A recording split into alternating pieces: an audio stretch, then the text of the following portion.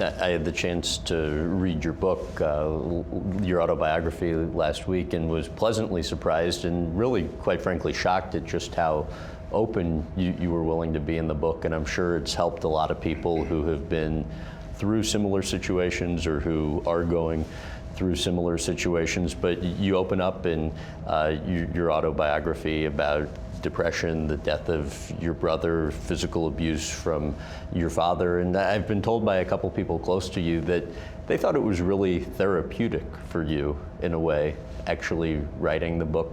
To what extent do you agree with that? Well, I think there's so many things hidden by people today that probably maybe they talked about a little bit more, and particularly if you have a platform, as I do sometimes.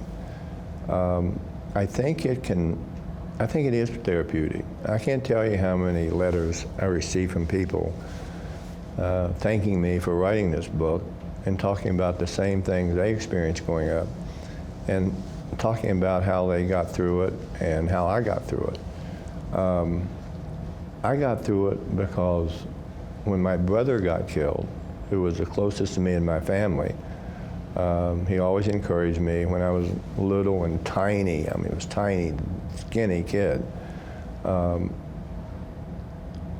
he got killed, it was like a shock because no one is good. He was deeply religious, should ever get killed.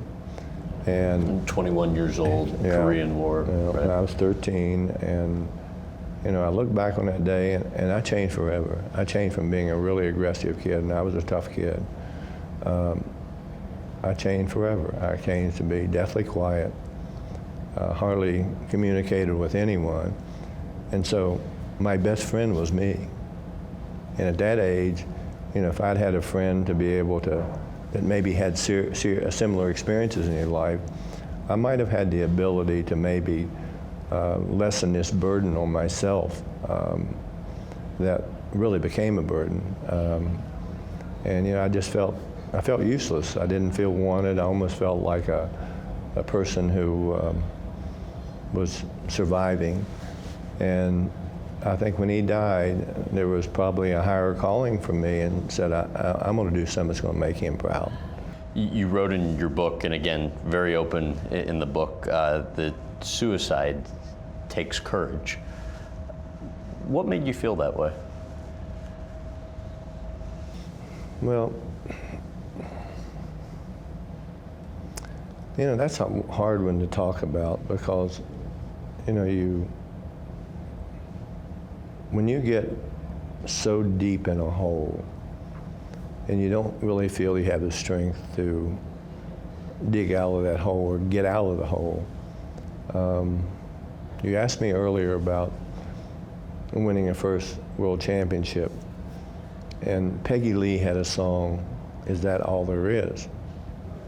And that song really applied particularly because I told you I didn't really feel any elation until 3 days later, and I said, oh my gosh, we've accomplished something. And I wasn't around any of my teammates, but just in my private thoughts. And I felt there's been times in my life where I've been so low that, is it worth it to feel this bad all the time? But I've had some success in dealing with that. And how would you deal with it? Well, I think that I read a lot, and I try to read a lot on people who've had extraordinary lives, been extraordinary leaders, and some of the battles they've gone through was the same thing. And what can go to them on more hard work, more competition, and also maybe trying to find a little silver lining in some of the things that you've done pretty well in your life. And again, I've never equated success. A lot of people in our country, which I think is terrible, equate success with people who have enormous wealth. I wasn't one of those players we didn't make very much money.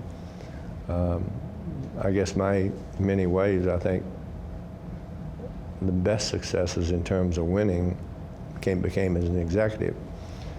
And also, I think that's when I really changed in terms of how I wanted to try to do things for younger people. I wanted to try to make a difference in people's lives. I wanted to do something to honor my brother. And I did a lot of those things, and I think that really helped relieve that horrible, horrible feeling that, that